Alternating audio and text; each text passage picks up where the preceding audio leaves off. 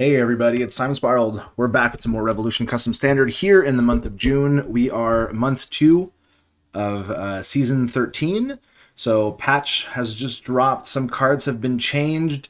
You're going to be seeing some new decks. Some decks got pretty heavily hit. Pretty much just one deck actually. And some other decks didn't really get much more than a light tap. But it looks like we're seeing some new stuff here on both sides of the field here. We've got our some channel favorites here with kumrac and AllWhoWander. I'm going to do a quick mouse over of the cards like we normally do, and then follow on from there. So it looks like an early Temple of Origins into a Capital Sky Raiders. It's a 1/1 flying. When it deals combat damage to a player, you get to integrate their cards, and eventually the Capital Sky Raiders becomes pretty big. Other cards in hand, we have... I don't know how to pronounce this card. I've been saying REV, but it is what it is. It's pretty cool. It surveils and then it draws cards. Bias the Poison Drinker deals combat damage. You draw cards and lose life unless creatures have Death Touch, but honestly, you can afford to pay some life if you're hitting them with all these evasive beats. More Sky Raiders, Profane Grove, and Everdiki, Queen of Pide here. This is like Death Touch aggro? Man, between Bias and Everdiki, maybe that'll be kind of interesting if that's the case.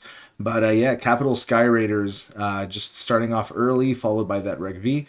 Means we've got a lot of evasive attacks in the air. Those integrates are going to start taking out AllWhoWander's library.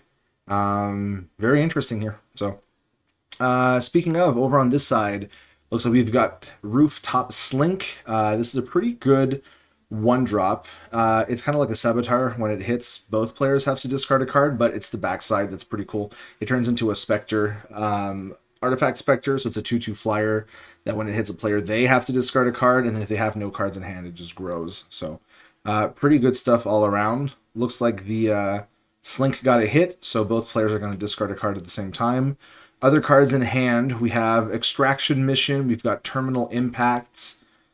Interesting. Well, without seeing much more, it's hard to gauge exactly what the point is. I mean, obviously, Extraction Mission is just a great card for bringing back cheap creatures. I'm going to assume a Grixis build here with the red-black Primal Fissures and stuff. So, yeah, definitely interesting.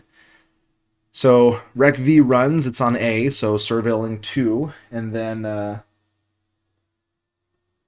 we've got the pay 2 life to draw 2 cards here. Is that what's going to happen, or are we going to go for some hits? There's not... Okay, well, we've got the third. Yeah, okay. Bias is coming out.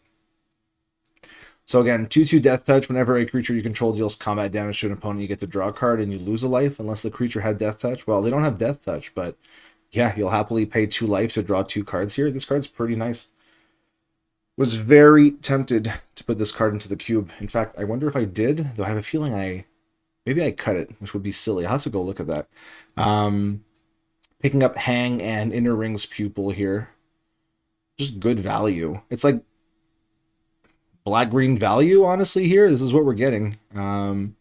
Pretty decent stuff. So here's some Integrate. We've got Phoenix's Touch, Extraction Mission. All right, well... Between the Rooftop Slink, Phoenix's Touch, we've got some discard going on. Very interesting. Like, normally there's a card or two and it'll make me go, oh yes, of course, it's this deck. Here, I'm seeing some pretty new stuff. So, I mean, not new cards. I've seen the cards, but new decks here for the stream. Just drawing a lot of lands also isn't helping me figure out where we're going with this. What do we have in the yard? More lands. Okay. Well. I mean, Terminal Impact can always be used to deal 2 or 3 damage sometimes. And yeah, sometimes your opponent's cards are worth a hit. So Terminal Impact is not going to the face, but that removal was important. Slink going to attack again. We're going to be discarding one of the lands, and it looks like Hang got discarded here. Interesting. All right. And Terminal Impact used for 1 damage ping, taking out one of the Capital Sky Raiders as well, leaving kumrac just with 1 on the board. Of course, you know, Profane Grove is going to come out, and I imagine we're going to see Inner Ring's Pupil hit the field. I believe this is the tracker for the subroutine, so we're on 2 right now. All right, there's Pupil. It doesn't have haste, so a little bit of a turn, but yeah, the fact that it's an enter the battlefield ability is always pretty good. Integrating cards. Integrate is a weird mechanic. I don't know how I feel about it. It's got like a little bit of clunk to it, but like it can do some cool stuff. Some cards care about what's integrated, some cards don't. I'm just happy that it's non-land now. It was getting very weird to see a swamp holding like, 10 cards, so I'm glad that got changed up. Anyway, yeah, 4 mana means Synthetic Spectre is online, so now it's a 2/2 flyer. When it deals damage, they discard. And then if they don't have any cards instead, a counter gets put on. So, alrighty. What's nice is that it's a then, right? So if you hit the last card, you still get the trigger. So good stuff all around. Bias is actually a great pickup here. I mean, these don't have Death Touch, but they're going to hit and give a lot of cards. So 3 off Inner Ring's Pupil, 1 off Capital Sky Raiders. I don't believe AllWhoWander had any cards in hand. Did they? Or did they have a Mountain in their hand?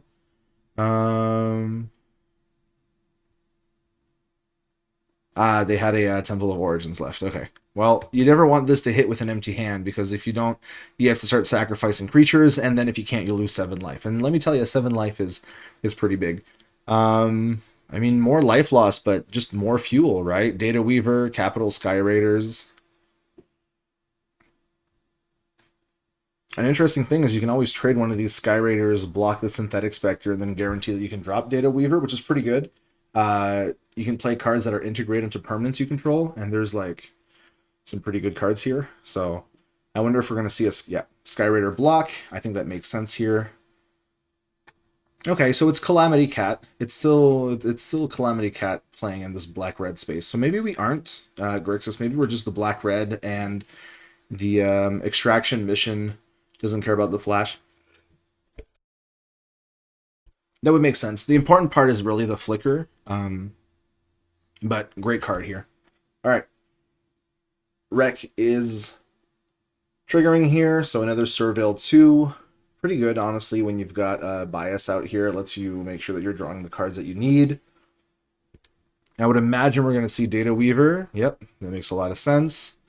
Data Weaver is going to integrate the top 2 cards of AllWhoWanders, and then can start playing all their cards. So, yeah, that's a concession right there. We're going to be moving on to game 2, so we'll be right back as soon as they're ready.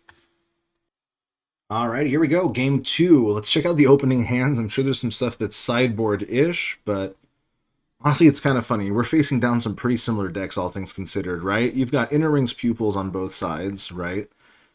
This is really funny. Well, Calamity Cat's going to make those Inner Ring Pupils pretty strong. So for those of you who don't know, this thing had a small nerf from last month. It used to have haste, and it was a 1/1. It loses haste, and now it's a 2/1. Honestly, not a bad play on the start, like putting in that 2 damage pressure.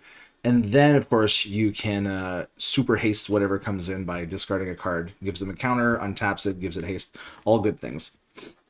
A lot of value here with cards like Exorcist of Errors, always being a pretty solid proactive like turn 2 play. It lets you usually hit some of your opponent's solid cards, and then Data Weaver to follow up isn't horrible.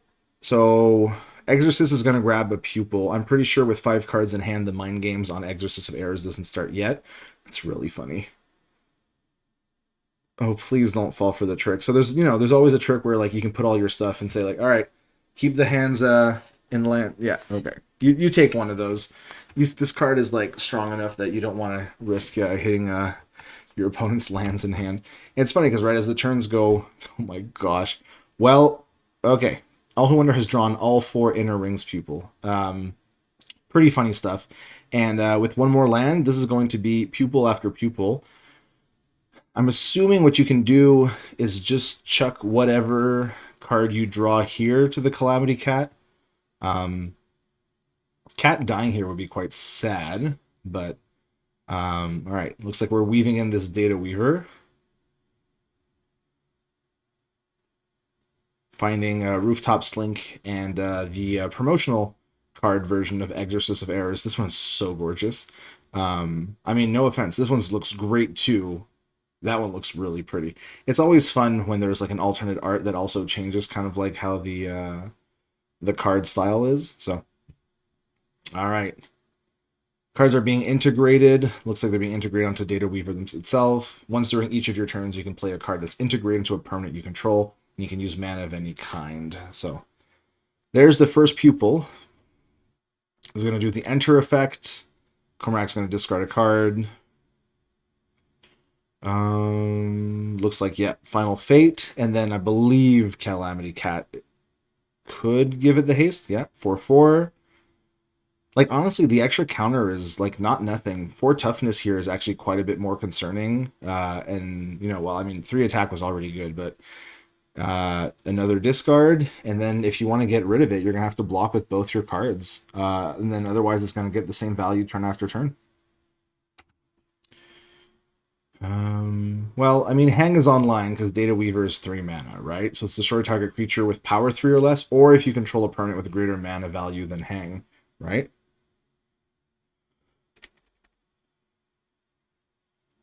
So I'm assuming that's what we're going to see here. But like I said, every card that AllWhoWander draws and doesn't need can be a 4/4 hasted Inner Rings pupil. So, you know, all things considered, Calamity Cat Inner Ring still doing stuff here right now. And almost wish this Calamity Cat got picked off. That would have been pretty funny. Only got the 3 mana. I think Hang is going to be pretty important here. Yeah, I agree. I would love to take out Calamity Cat, but you definitely need to get rid of these pupils, because if they start all getting out, it's going to be a compounding problem. Is this Rooftop Slink off of the Data Weaver with the 1 mana? I think it's the only card I see for 1 mana here, so would imagine that's what we're going to see.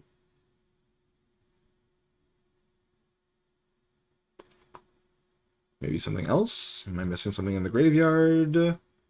Nope, Final Fate's Flashback is pretty expensive, so... Ah, okay, yeah, I was right. Right click should be, there should be a detach option. Okay, Slink is being played. So, I mean, it's nice to have an extra little blocker. Forced Shutdown here. I mean, I think you just keep running out Inner Rings pupils, not gonna lie. They're scary cards. Like, you're just taking out every card in your opponent's hand here. Now it's a 4/4, and it's doing the same thing. You just send it in. It's the world's scariest ball lightning here, honestly. Attack, discards. Kumrac's Inner Rings pupil. That's 4 cards discarded off those Inner Rings. Like, and the 4 damage each time. Of course, hanging on to the Hang is pretty good. Chronicle of Extinction, not bad. Would be great to have the 4th land. A lot of talk about this card. Chronicle's modes are really good. Like, the fact that it can hit the hand, exile the yard, can sweep the board, or can hit something big, like a single big creature, means it's kind of a damned if you do, damned if you don't. The one big thing I would say holding it back is, if you look at the value of all the modes, they're slightly under what you would get for 2 and 2 black, obviously a sorcery, but it's the fact that all the modes are online, right? The flashback, of course, doesn't always get there, but when it does, it's obviously backbreaking.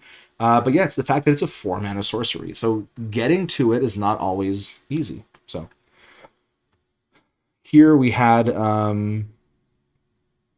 the last Inner Rings pupil got hit by this Rooftop Slink attack, which is actually quite nice. And hey, Exorcist of Error is coming out here.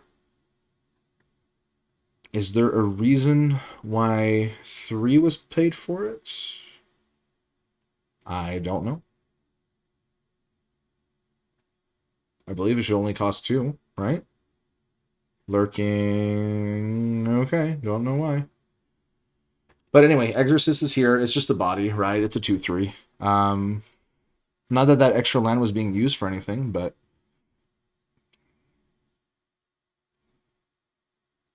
So yeah, this is not an integrated card. I believe this is just exiled by Exorcist of Errors.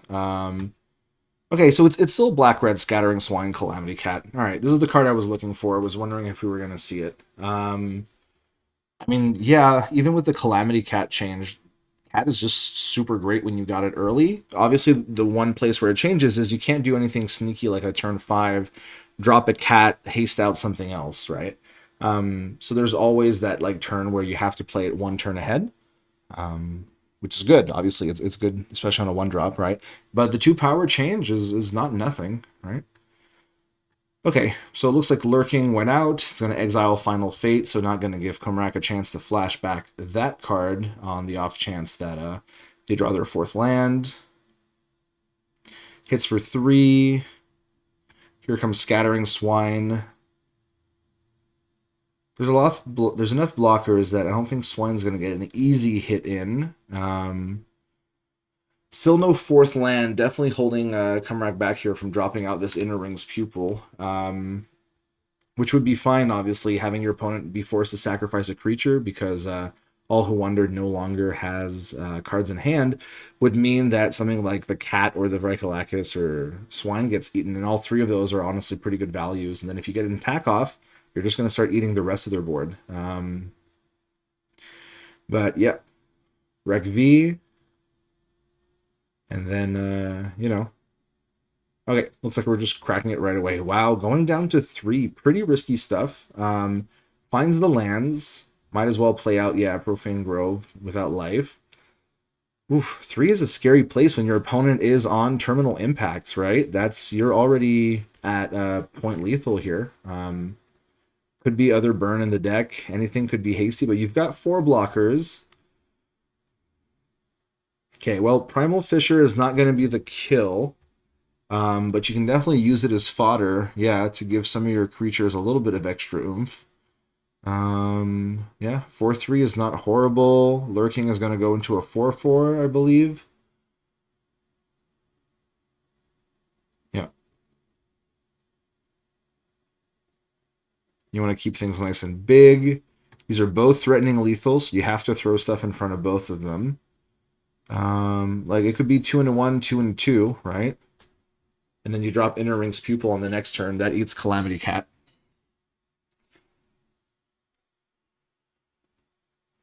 Okay, yeah, I'm fine with that too. Actually, if you don't want to give your opponent the Inner Ring's Pupil back, even though you would hit it with your own Inner Ring's Pupil, your opponent would get a chance to play it on the second main phase. So yeah, I keep forgetting this is not integrated. It's just Exorcists. Might be a better way of showing that in the future. But no, that made a lot of sense to me. Exorcist of Errors staying alive is pretty relevant. Here's Inner Ring's Pupil. I would imagine Calamity Cat, yeah, is the smaller value, especially because now that you don't have that second card to pitch. Yep. The early Inner Rings was going to get really scary, but, hang, followed by the discard meant that, like, all copies just ended up in the opponent's yard. And, of course, there's been a lot of land being drawn here by AllWhoWander. Definitely not out of it. It just needs 1 terminal impact, and you're putting quite a bit of pressure here with this 4/3. It hits you, you're dead. So there goes Exorcist. You might want to keep, Sanguine Palace in hand. So that way your Inner Ring's Pupil doesn't eat your Scattering Swine. Data Weaver's good, though. That's good value. Let's see what the cards are. Medium hits. Yeah, a land's not bad. Lurking Vrykalakas is fine. Is this cast or play? Play. Okay. Well, there's Lurking.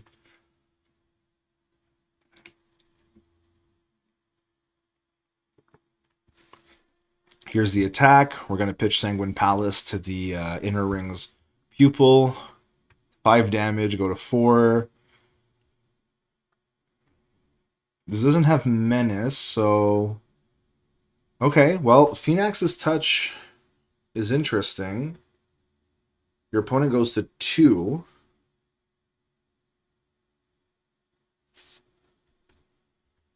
You've got the 1 in the black to draw the card and lose 1 life. And then, okay, here's Exorcist. Probably not enough. Yeah. There's some good stuff there. Like, that could have been a really scary game too. But the hang, the discard, that was good. 4 cards, though, were shredded by those hasty... Inner Rings Pupil. Man, that card is just so good. Anyway, thanks for tuning in for the first match of the League of the month of June. Hopefully there'll be many, many more. I think we passed over 250 matches last month. So, hey, if that's the kind of thing you want to get into, we've got lots of players waiting to play. So thanks again for tuning in. Take care and see you soon.